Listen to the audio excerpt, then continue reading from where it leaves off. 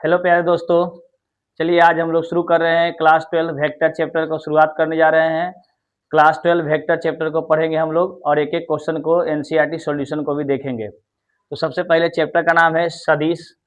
सदिश यानी कि वेक्टर, इसका इंग्लिश नाम वेक्टर होता है, यानी वेक्टर के बारे में आज हम लोग पढ़ेंगे। तो वेक्टर, चलिए आज हम लोग शुरुआत करते हैं, वेक्टर चैप्टर को पढ़ना शुरू करते हैं। तो सबसे पहले हम लोग जानने का प्रयास करेंगे कि भौतिक राशि में दो प्रकार के राशि पढ़ना है हम लोग को। जो फिजिक्स में आप पढ़ चुके हैं, क्लास 12 फिजिक्स में पढ़े होंगे। भौतिक राशि में एक सदिश राशि और एक अदिश राशि, यानी स्केलर और वेक्टर। तो उसी को हम लोग फिर से पढ़ने जा रहे हैं। तो अदिश राशि, अदिश राशि क्या होता है? अदिश राशि वैसा भौतिक राशि है जिसमें केवल परिमाण की जरूरत होती है, दिशा की जरूरत नहीं होती है। तो जिसमें केवल परिमाण की जरूरत होती है उसको हम लोग अदिश राशि कहते हैं। और अदिश राशि में क्या क्या आता है इसको हम लोग देखते हैं। तो अदिश राशि के उदाहरण देखिए, लंबाई, मात्रा, घनत्व, आयतन, समय, तापमान, चाल। इंग्लिश वाले जो बच्चे हैं वो देखेंगे, इसको बोलते हैं हम लोग लेंथ, इसको बोलते हैं क्वांटिटी, इसको बोलते हैं density, volume, time, temperature, speed, work, etc. तो ये सब जो है आपका जो है ये अदिश राशि है, क्योंकि इन सभी चीजों को दिशा की जरूरत नहीं होती है। जिसमें दिशा की जरूरत नहीं होती है उसको अदिश राशि कहते हैं। अब ध्यान देख लीजिए, क्योंकि ये क्वेश्चन जो है आपको एग्जाम्पल जो हम दिए हैं, इस एग्जाम्पल से आपका एक क्वेश्चन सोल्व हो जाएगा। 12.1 का एक क्वेश्चन इसी में से पूरा में दिया हुआ है कि कौन सदिश है और कौन अदिश है। तो आप अगर ध्यान से देख लीजिए इस एग्जाम्पल को, तो कौन सदिश है और कौन अदिश है आपका एक चैप्टर का एक क्वेश्चन क्लियर हो जाएगा। दूसरा चैप्टर का नाम है अदिश राशि, सदिश राशि। तो चलिए देखते हैं सदिश राशि के लिए बढ़ते हैं। तो सदिश राशि किसे कहते हैं? तो सदिश राशि उसे कहते हैं जिसमें कि दिशा के साथ साथ परिमाण के साथ साथ दिशा भी होना चाहिए, यानी कि मैग्नीट्यूड के साथ साथ डायरेक्शन मस्ट होनी चाहिए। यानी कि वैसा राशि जिसमें दिशा भी हो, दिशा हो, और क्या होना चाहिए? दिशा के साथ साथ परिमाण होना चाहिए। तो जिसमें दिशा और परिमाण दोनों होना चाहिए उसको हम लोग क्या कहेंगे? सदिश राशि। एग्जाम्पल देख लीजिए, एग्जाम्पल ध्यान से देखिए। एग्जाम्पल वेग, वेलोसिटी, त्वरण, एक्सीलरेशन, आघूर्ण, टॉर्क, संवेग, मोमेंटम, ये सभी जो हैं ये सब सदिश राशि हैं। तो ये सदिश राशि हैं और ये सदिश राशि हैं, और इससे पहले जो थे वो सब अदिश राशि थे। तो सदिश राशि और अदिश राशि में हम लोग को एग्जाम्पल से पकड़ लेंगे कि कौन सदिश राशि और कौन अदिश राशि है। तो ध्यान रखेंगे, जिसमें जिसमें दिशा का जरूरत पड़ा वो सदिश, जिसमें दिशा का जरूरत नहीं पड़ा वो अदिश। ठीक है, तो चलते हैं हम लोग आगे बढ़ते हैं। सदिश और अदिश पर हो गया क्लियर। इसके बाद हम लोग को ये पढ़ना है कि वेक्टर होता क्या है सर, और वेक्टर को निरूपण कैसे करते हैं। देखिए सिंपली एक लाइन होता है, सिंपली लाइन में वेक्टर कैसे होता है। देखिए वेक्टर को डिनोट करने के लिए हम लोग इस तीर का निशान करते हैं, तीर का। अगर जिस लाइन में हम लोग ये अगर ऐसे लाइन लिख दिए तो ये लाइन हुआ, इसका मतलब हमको ये पता नहीं है कि लाइन किधर से शुरू हुआ और किधर खत्म हो रहा है। लेकिन अगर लाइन के बीच में एक डायरेक्शन लगा दिए, इसका मतलब है कि ये यहाँ से शुरू हुआ और इधर की ओर जा रहा है, इसका मतलब ये वेक्टर हो गया, यानी ये सदिश हो गया। जिस भी लाइन में ये लगा रहे तो समझ जाना ये सदिश राशि हो गया। तो सदिश राशि होने के लिए ये लाइन होना जरूरी है। अगर ये लाइन हो गया तो सदिश राशि दिख गया, अगर ये लाइन नहीं है तो ये क्या है? अदिश राशि है। ठीक है, तो सदिश और अदिश का पहचान करने के लिए देखिए, तो ये है आरंभिक बिंदु। आरंभिक बिंदु मतलब जहां से ये लाइन स्टार्ट हुआ है और जहां से जा रहा है यहाँ तक गया, तो ये जहां यहाँ अगर रुक गया तो इसको अंतिम बिंदु बोलते हैं, यानी एंड पॉइंट बोलते हैं। लेकिन ये अभी तक ये अदिश है, लेकिन जब इसको हमको सदिश बनाना होगा यानी वेक्टर बनाना होगा तो इसमें इस प्रकार का डायरेक्शन चिन्ह लगाना होगा। अगर डायरेक्शन चिन्ह जैसे देखिए वो फिगर में दिख रहा है, डायरेक्शन चिन्ह लगा हुआ है, तो डायरेक्शन चिन्ह अगर लग गया इसका मतलब ये इधर से इधर जा रहा है। तो जिसमें दिशा मिल गया, क्योंकि दिशा पता हो गया कि यहाँ से इस यहाँ से लेकर इस दिशा में जा रहा है, तो दिशा मिल गया, इसका मतलब ये सदिश हो गया। चलिए, तो सदिश को हम लोग पहचान लेंगे कि सदिश कौन राशि होगा। आगे बढ़ेंगे। सदिश राशियों का संकेत करना आप सीख गए। देखिए सदिश राशि का संकेतन, अगर ये लाइन है सिंपली आप ओपी लिखते हैं तो ये सदिश नहीं है। अगर आप ओपी लिख दिए तो ये सदिश नहीं है। अगर आप यही लाइन को ओपी के ऊपर एक ऐसे साइन भी दिए तो सदिश नहीं है। यहाँ पर आपको इस डिस्टेंस दिखाना होगा, ये लाइन, ये तीर, इससे क्या हुआ सर? इसका मतलब हुआ ये लाइन ओ से शुरू हुआ और पी की ओर जा रहा है। इसका मतलब ओ से पी की ओर गया है। जब ओ से पी की ओर गया तो इसका डायरेक्शन फिक्स हो गया। जब डायरेक्शन फिक्स हो गया तो ये इसका सदिश राशि हो गया। तो अब देखिए कहीं कहीं पर आपको ओपी का नाम दिया हुआ है, तो ओपी अगर मान लीजिए हम लोग वेक्टर को डिनोट करते हैं कोई भी अल्फाबेटिकल से, तो कोई भी अल्फाबेट मान लीजिए इसका नाम ए दे दिए, तो ए पर ऐसे चिन्ह लगा दिए, इसका मतलब ए वेक्टर हो गया। अब इसको ओपी ना बोलकर हम लोग क्या बोलेंगे, वेक्टर ए। जैसे आप देखिए एक और एग्जांपल देखिए, ये ए बी सी डी। अब देखिए इसका इस तरह से, तो ये हो गया वेक्टर ए, ये हो गया वेक्टर बी, ये हो गया वेक्टर सी।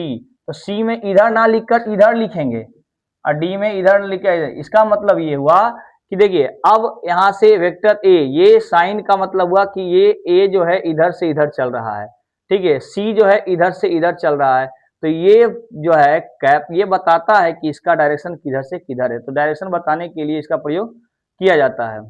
नेक्स्ट, अब देखिए सदिश का मापांक यानी सदिश का माप निकालने के लिए हम लोग मॉडुलस का प्रयोग करते हैं। जैसे देखिए अगर वेक्टर ए है, इसका मापांक निकालना हो तो हम लोग निकाल लेंगे modulus of a. Modulus of a, modulus of a का मतलब है कि ये इसका जो है हम लोग मोड निकाले हैं। मोड, और जब भी कोई चीज में हम मोड में निकालते हैं तो ये हमेशा पॉजिटिव में आता है। क्या आता है, पॉजिटिव में। मोड के अंदर कोई भी चीज आता है तो क्या होता है, पॉजिटिव में आ जाता है, ठीक है। तो देखिए यहाँ देखिए इसका मोड निकाले, वेक्टर ए का मोड, वेक्टर ए का मोड निकाले तो क्या आंसर ए। अगर ये निगेटिव भी है तो कोई दिक्कत नहीं है, क्योंकि इसको बन जाना है पॉजिटिव। निगेटिव रहेगा तो भी मोड के अंदर क्या बन जाता है, पॉजिटिव। चलिए अब हम लोग को वेक्टर का टाइप पढ़ना है, कौन कौन टाइप वेक्टर का है। सदिशों के प्रकार, पहला है शून्य सदिश। शून्य सदिश यानी जीरो वेक्टर। जीरो वेक्टर मतलब एक ऐसा वेक्टर जिसका मैग्नीट्यूड होना चाहिए जीरो, मैग्नीट्यूड शून्य। जैसे देखिए ये वेक्टर दिया हुआ, ये वेक्टर का जब मैग्नीट्यूड निकाला तो इसका वैल्यू क्या आ गया, जीरो। तो जिस वेक्टर का मैग्नीट्यूड जीरो आ जाएगा उसको हम लोग क्या बोलेंगे, शून्य वेक्टर। जिस वेक्टर का मैग्नीट्यूड शून्य होगा उसको हम लोग बोलते हैं जीरो वेक्टर। फिर देखिए आगे, अब एक उचित भिन्न, उचित सदिश, उचित सदिश इसको बोलते हैं प्रॉपर वेक्टर। यानी जिसका जिसका इसको एक और नाम है नॉन जीरो वेक्टर बोलते हैं। इसका मतलब ये है कि जिस वेक्टर का मैग्नीट्यूड जीरो नहीं हो, जिस वेक्टर का मैग्नीट्यूड जीरो नहीं होगा उसको हम लोग बोलते हैं उचित सदिश या प्रॉपर वेक्टर। यानी जिसका अगर हम मोड निकालेंगे ये जीरो के बराबर नहीं होगा, नॉट इक्वल टू जीरो, तो इसको हम लोग बोलेंगे प्रॉपर वेक्टर। अगला है इकाई सदिश, ये इंपॉर्टेंट है, ये आपके लिए चैप्टर के लिए बहुत इंपॉर्टेंट है। इकाई सदिश, इकाई सदिश कैसे निकालते हैं, सही इकाई सदिश को डिनोट करते हैं एक कैप। एक कैप, एक कैप का मतलब होता है ए वेक्टर जो है वो अपॉन इसका मैग्नीट्यूड। ये आपका सवाल में पूछेगा कि भैया एक कैप निकालिए या इकाई सदिश निकालिए। तो इकाई सदिश निकालने के लिए हम लोग देखिए किसका प्रयोग करेंगे, एक कैप, इसको बोलते हैं एक कैप। एक कैप मतलब होता है इकाई सदिश निकालने की बात हो रही है। तो इकाई सदिश निकालने के लिए हम लोग क्या करते हैं, वेक्टर को ऊपर लिखते हैं और नीचे उसका मैग्नीट्यूड लिखते हैं। तो वेक्टर जैसे आपको एग्जाम्पल में हम बता रहे हैं कि मान लिया जाए कि अगर हम मान लीजिए किसी वेक्टर को हम लिख दिए 3i + 5j और 4k और इसका मैग्नीट्यूड मान लिए 3 आ गया, तो इसको हम लोग अलग अलग लिखेंगे 3/3i + 5/3j + 4/3k। तो ये हो गया इसका यूनिट वेक्टर। यूनिट वेक्टर निकालने का तरीका है। तो यूनिट वेक्टर कैसे निकालते हैं, एक कैप, यूनिट वेक्टर को कैप, एक कैप बोलते हैं। एक कैप से सूचित किया जाता है। तो एक कैप बराबर क्या होता है, ए वेक्टर अपॉन उसका मैग्नीट्यूड, ए वेक्टर अपॉन उसका मैग्नीट्यूड डालते हैं तो एक निकल जाता है, ठीक है। नेक्स्ट आगे, ये इंपॉर्टेंट टॉपिक देखिए, लाइक और अनलाइक वेक्टर। लाइक और अनलाइक, समदिश, समदिश का नाम क्लियर है, समदिश मतलब समान दिशा, समदिश मतलब समान दिशा। जैसे देखिए दो वेक्टर है, एक है ए बी और दूसरा है सी डी। दो वेक्टर लेकिन दोनों का डायरेक्शन सेम है, दोनों का डायरेक्शन सेम है। छोटा बड़ा सा मतलब नहीं है, छोटा बड़ा मतलब नहीं है, डायरेक्शन क्या है, सेम है। तो इसको हम लोग क्या बोलेंगे, समदिश। समदिश मतलब लाइक वेक्टर। और असमदिश मतलब अनलाइक वेक्टर। अनलाइक वेक्टर मतलब डायरेक्शन दोनों का अपोजिट। जैसे कि आप देख रहे हैं एक का डायरेक्शन इधर है और दूसरा डायरेक्शन इधर है, तो डायरेक्शन अपोजिट रहेगा। दो वेक्टर का अगर डायरेक्शन अपोजिट होगा तो उसको बोलते हैं असमदिश, और दो वेक्टर का अगर डायरेक्शन एक दिशा रहेगा तो उसको बोलते हैं समदिश यानी कि लाइक फैक्टर। ठीक है, यहाँ तक कोई समस्या नहीं है। आगे बढ़ते हैं, थोड़ा सा और आगे। समरेखीय या सदिश, कोलिनियर, कोलिनियर या पैरेलल और पैरेलल वेक्टर। देखिए कोलिनियर क्या होता है, कोलिनियर का मतलब होता है कि देखिए दो मैग्नीट्यूड है, ये है इधर डायरेक्शन, ठीक है, और एक का डायरेक्शन इधर है, तो भी ये कोलिनियर है, कोलिनियर है। कारण कोलिनियर डायरेक्शन चेंज है, कोई दिक्कत नहीं है, समांतर है तो कोलिनियर है, डायरेक्शन चेंज है तो कोई दिक्कत, इक्वल नहीं होगा, इक्वल यानी कि बराबर नहीं होगा, बराबर होने के लिए इसका मैग्नीट्यूड को बराबर होना चाहिए, लेकिन ये इक्वल नहीं है। देखिए क्या लिख रहा है, यदि सदिशों की क्रिया रेखाएं एक ही हो या एक ही रेखा के समांतर हो तो वो सदिश समरेखीय समांतर सदिश कहलाएंगे।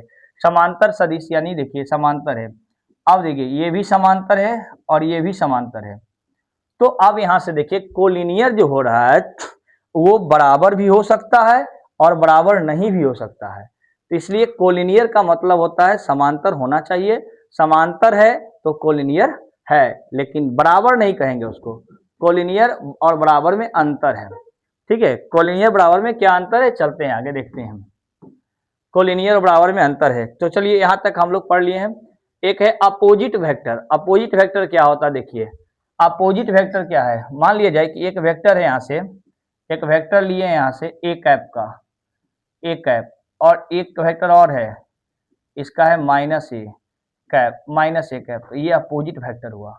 अपोजिट वेक्टर मतलब सिर्फ डायरेक्शन क्या होगा, उल्टा, मैग्नीट्यूड सेम रहेगा, मैग्नीट्यूड सेम, अपोजिट डायरेक्शन होगा, यानी कि उसका जो परिमाण होगा वो बराबर होगा लेकिन डायरेक्शन क्या होगा, अलग अलग होगा। जैसे देखिए एक OP है, ये है O और P, तो ये हुआ OP, इसका अपोजिट वेक्टर क्या होगा, तो इसका अपोजिट वेक्टर लिखेंगे PO, PO ऐसे कर देंगे, इसका अपोजिट वेक्टर हो गया। तो अपोजिट वेक्टर लिखोगे तो साइन तो निगेटिव हो जाएगा, क्योंकि डायरेक्शन चेंज हो गया है, तो डायरेक्शन चेंज हो गया तो क्या हो गया, अपोजिट वेक्टर, तो मैग्नीट्यूड सेम होगा लेकिन वेक्टर अपोजिट हो जाएगा। चलिए तो अपोजिट वेक्टर तक हम लोग पढ़ लिए। उसके बाद है व्युत्क्रम वेक्टर, ये है व्युत्क्रम वेक्टर यानी रेसिप्रोकल वेक्टर। रेसिप्रोकल वेक्टर क्या होता है, रेसिप्रोकल मतलब होता है उल्टा, जैसे अगर कोई ए वेक्टर है, इसका रेसिप्रोकल क्या होगा, 1/a वेक्टर, ये रेसिप्रोकल वेक्टर होगा। तो अब रेसिप्रोकल वेक्टर यहाँ तक आ गया, ए हो गया, इसका उल्टा रेसिप्रोकल वेक्टर होता है। चलिए तो 12.1 का लिए हमको इतना थ्योरी काफ़ी है, इतना थ्योरी में 12.1 बन जाएगा सब सवाल, ठीक है। तो चलते हैं हम लोग 12.1 सिलेबस को करने के लिए चलते हैं। 12.1 सिलेबस,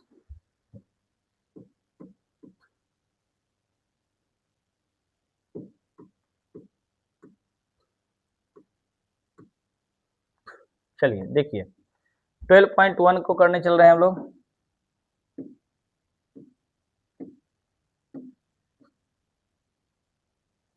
चल देखिए पहला कह रहा है represent graphical A displacement of 40 kilometre 30 degree east of north. तो सबसे पहले आप क्या करिए, इसको ग्राफिकल मेथड बनाइए, जैसे कि आप बना चुके हैं,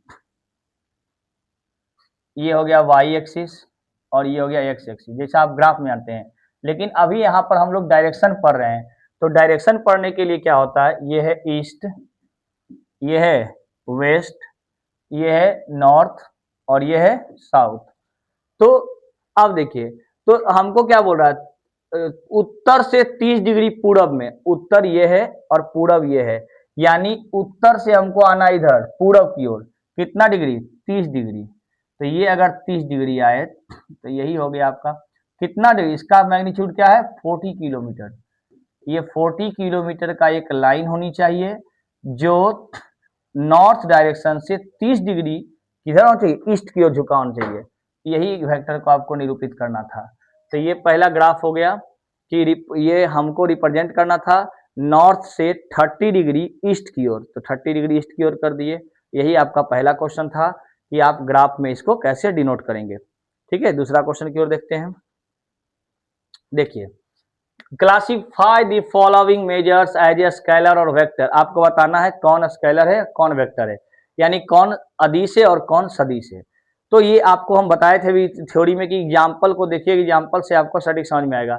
ये पहला क्या दिया है 10 kg, अब बताइए 10 kg आप बताइए, इसको 10 केजी के दिशा की जरूरत है? नहीं है। तो पहला आपका क्या होगा? अदिश राशि। अदिश राशि यानी कि स्केलर।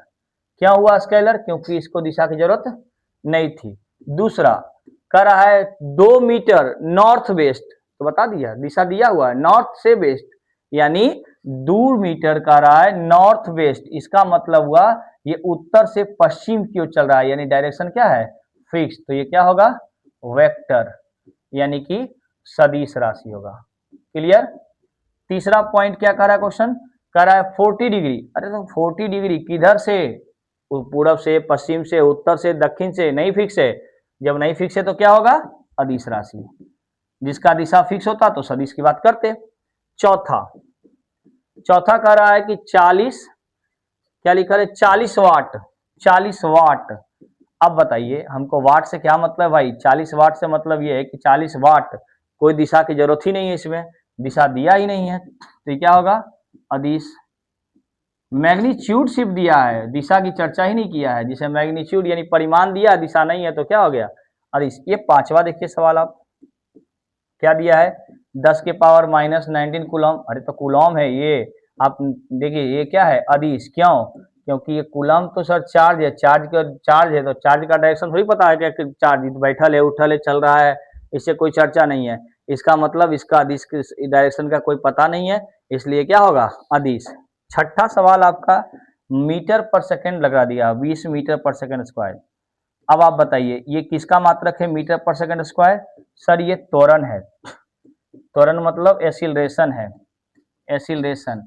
तो जैसा कि आप जानते हैं सर, एसिलरेशन क्या होता है? सदिश राशि। अभी एग्जांपल आपको दिखाए थे, सॉरी सही कहा होगा, सदिश राशि। तो ये आपका सदिश राशि हो गया। तो आप देख लीजिए यहाँ पर ये 6 सवाल को, कौन सदिश कौन अदिश होगा? जिसमें दिशा की जरूरत हुआ तो अदिश, दिशा की जरूरत हुआ तो सदिश, नहीं जरूरत हुआ तो अदिश। ये दूसरा नंबर क्वेश्चन था आपकी किताब का।